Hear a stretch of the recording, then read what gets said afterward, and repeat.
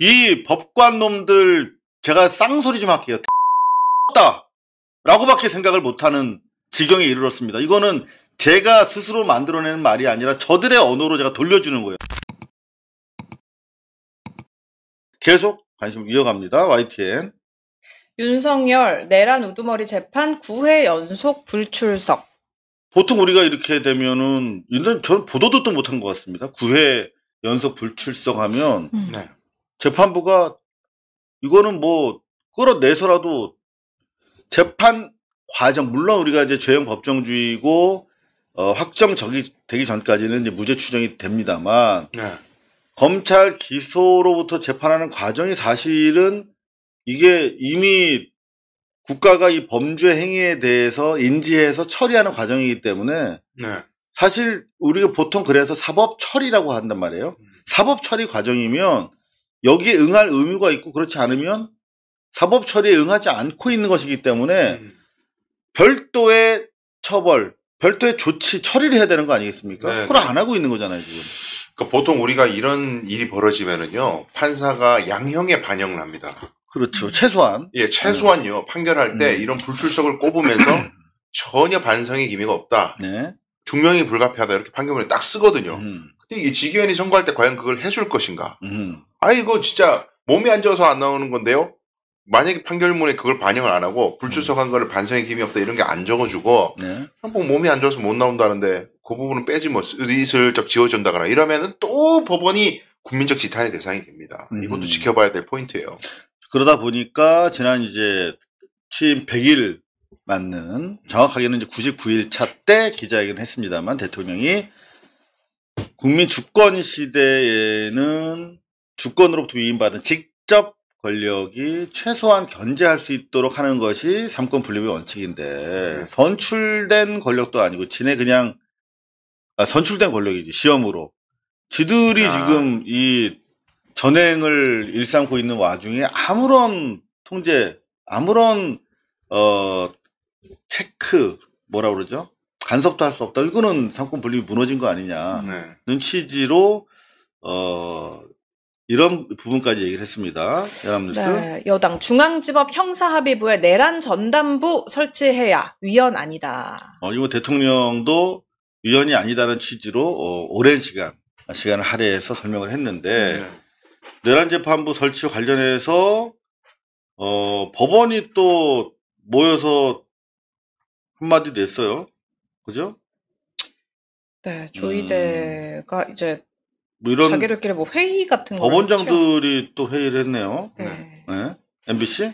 법원장들 사법개혁에 사법부 참여 필수, 핵심 개혁안은 사실상 반대. 그러니까 앞으로 법원에서는 그러면 재판할 때 피고인이랑 같이 참여시켜가지고 재판해야지. 그 자기들의 판시의 대상이랑 같이 협의해서 해야지. 같은 논리라면. 그죠? 개혁의 대상이 같이 지금 개혁을 하겠다라고 하는 겁니다. 마찬가지 똑같아. 검찰 개혁하겠다고 하는데 검사놈들이 검사와의 대화하자. 이러고 지금 밥상 위에 건방지게 올라앉는 거 아닙니까? 그러니까 물론 뭐 의견 표출은 할 수 있고 의견 수렴도 하면 좋죠. 개혁할 때 하면 되는데 문제는 이거죠. 자성의 목소리를 1도 안 내면서 저런 얘기를 하니까 국민들이 저 얘기를 왜 들어줘야 되냐 이렇게 되는 거잖아요. 그렇죠. 그러니까 이때까지 예를 들면 지기현이 구속 취소라는 희대의 해석론을 펼쳤을 때 왜 법원의 다수의 판사들은 침묵하였는가? 여러 가지 고비고비마다 법원의 판사들이 전혀 움직임 안 내다가 본인들의 건의가 떨어지는 예를 들면 재판 헌법 소원을 인정해가지고 대법원 판결을 헌법재판소에서 뒤집을 수 있는 계기를 한번 만들어보자. 이런 거 이거 한 20년 묵은 떡밥이군요. 법원 안에서는 이거 허용하면은 대법원이 헌법재판소 아래로 들어가는 거니까 이거 죽어도 용납 못해.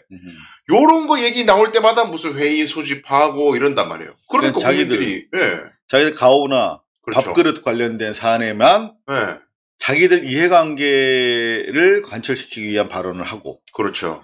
사법 권위가 추락되고 국민적인 원성이 높을 때는 최소한 이런 방구 입장도 내놓지 않아. 사과는커녕. 이번에 그 법원장들 회의 말고 법관 회의 때 아무런 결론 못 내고 끝내버렸잖아요. 오히려 거기서 과반 이상의 의견이 아니 이런 식으로 그 정치 세력이 법원에 대해서 간섭하고 비난하는 건 오히려 유감이라고 유감 표명해야 되는 거 아니냐. 거꾸로 그렇게까지 얘기를 했다는 거 아니에요, 다수가. 표결은 안 했습니다만 다수가 그랬다는 거야. 그러니까 네. 이 법원장들이라고 하는 윗대가리는 물론이고 그 개혁 세력이라고 우리가 한때 믿었던 법관, 전국 법관회의라고 하는 조직에서조차 지난번 조기현이라든가 조희대라든가 직위원 사태에 대해서 개혁적인 국민의 눈높이에 맞는 입장을 내지 못했다는 것은 이미 사법개혁에 저항하는 기득권으로서 아무런 개혁적인 입장을 낼 수 없는 그런 지경에 이르렀다라고 하는 것을 확인시켜주는 것인데, 저는 이 이데일리 기사 보고 정말 뿜었습니다. 뿜었어. 웃겨서, 조희대. 조희대 대법원장, 사법개혁, 국회와 소통, AI 전자소송으로 혁신. 네. 뭐 개소리를 하고 있는데, 저는 정말 웃겼어요. 뭐냐면, 광법 80주년 사법 역사와 전통 계승을 다짐합니다. 이러면서, 심지어 고조선 8조 근법까지 얘기하는데, 이 법관놈들, 제가 쌍소리 좀 할게요. 대가리가 썩었다! 라고밖에 생각을 못하는 지경에 이르렀습니다. 이거는 제가 스스로 만들어내는 말이 아니라 저들의 언어로 제가 돌려주는 거예요. 감히 이렇게 얘기할 수 있나요? 한번 보세요. 우리나라는 홍익인간의 인본주의 정신의 바탕을 두고 고조선의 8조 근법을 시작으로 율령 반포와 법전 편찬이 이루어졌으며 잠깐만요. 세종대왕은 지금 현재 자신들이 법을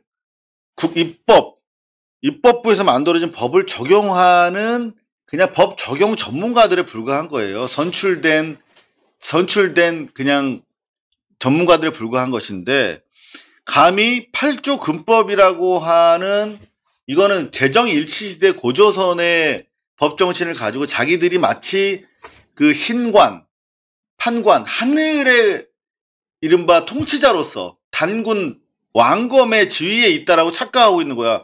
왜 그런 착각을 하게 됐냐면, 이런 생각까지 한단 말이에요. 세종대왕은 훈민정음을 창제해 백성들이 억울한 사정을 글로 호소할 수 있게 함으로써 공정한 재판을 받도록 한 위대한 사법 역사가 있었다. 자기들이 사법적 권한이 결국은 고조선 8조 근법 물론이고 세종대왕으로부터 연유된 것이야. 그러니까 이 지고지순한 그야말로 역사적으로 보장받은 자신들의 권위에 대해서 도전하지 말라는, 국민을 상대로 하는 엄포입니다, 이거는. 왜 세종대왕을, 왜 8조 근법을 감히 저들이 입에 오르내립니까? 자신들이랑 전혀 관련 없는 거예요. 그냥 그렇게 저렇게 해서 만들어진 법에 대해서 잘 공정하게 적용만 하는, 판단만 해주면 되는 거잖아요. 네, 그렇죠. 이거는 진짜 이런 사고방식을 가지고 있다는 게 정말 황당하지 않으세요? 변호사님도 좀 비슷하게 생각하려나? 아니요.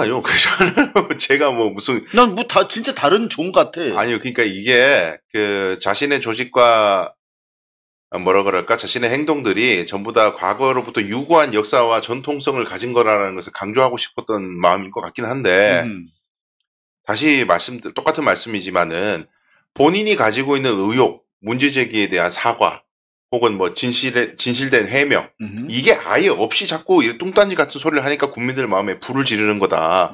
적어도, 이재명 대통령의 공직선거법 상고심에서 다른 어느 재판에서도 볼 수 없는 이례적인 재판 지휘를 했던 것. 그 다음에 다시 파기환송심에서도 재판 빨리 하라고 재촉했는지 여부. 그 다음에 그 관련해서 그때, 어떤 이너서클을 만들어가지고 사람들을 만났는지 여부.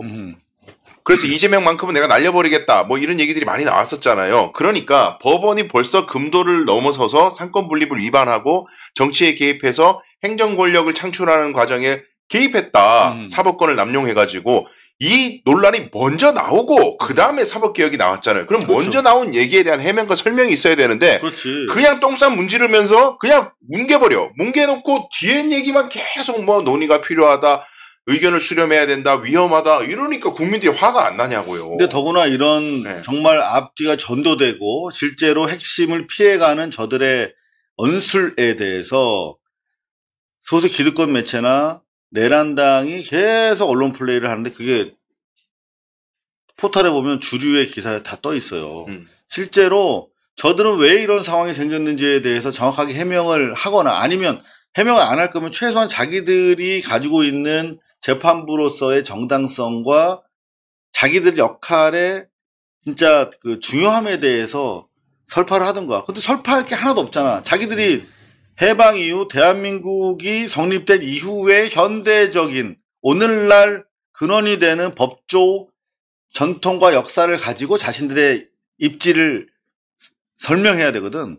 근데 일제시대 때 독립군들 때려잡던 앞잡이들이 세운 사실은 대한민국 그 재판부의 역사 아닙니까? 우린 대한민국 국군의 역사가 그런 것처럼. 그리고 뭐 엄혹한 군부독재를 거쳐오면서 이 군부독재에 저항해서 정말 엄정한 판시로서 재판부가 구속을 각오하고 있는 법대로 자기가 선고해가지고 재판부의 권위를 지켰으면 하나라도 그런 걸 얘기를 해봐. 할 게 하나도 없으니까 고조선의 8조 군법 얘기하고 세종대왕을 갑자기 끌어들여가지고 자신들의 허울뿐인 권위를 앞세우는 거 아니겠습니까? 정말 가련하고 천박하다. 정말 없어 보인다, 저들이. 그리고 일선 판사들 진짜 밤낮 없이 주말도 없이 일하는 사람도 많아요. 열심히 하는 사람. 그런 사람들까지 얼굴에 그냥 똥바가지를 뒤엎은 행동을 한 거란 말이죠. 저희 대법원장이 수장으로서. 우리가 뭐 대법원장이라는 거면 무조건 고귀하게 바라볼 필요는 없는 게 과거에도 뭐 양승태나 이런 사람들 대법관들 조사도 받고 지금도 뭐 재판받고 있지만 충분히 판사도 법을 어기기도 하는구나. 판사도 조사를 받을 수도 있구나. 심지어 대법관도 그럴 수 있구나. 법조계에서는 옛날부터 대법관 그러면 그것은 무슨 산신령 같은 존재였어요. 천상의 그냥 지배 권력인 거죠. 무슨 라파엘 귀족이야. 천사야 천사. 근데 지금 이미 대법관도 정치적 이해관계가 걸려있을 때에는 어떤 이슈, 이해관계에서는 위법행위를 할 수도 있구나라는 개연성을 국민들이 인식해버렸어요. 다 버렸잖아, 우리가. 다 봤어요, 이제. 네. 근데 뭐 무조건 자기네들 권위에만 기대가지고, 대법관이 어떻게 판사고 똑똑하고 판사들의 제일 윗대가리인데 법을 위반하겠어. 라는 권위로 찍어 누르니까. 자기들 그냥 판사들끼리 이너서클에서 인정하는 위계라든가 네. 뭐 그런 가치 권위일지 모르겠습니다. 우리가 봤을 때 전혀 의미가 없다. 그렇습니다.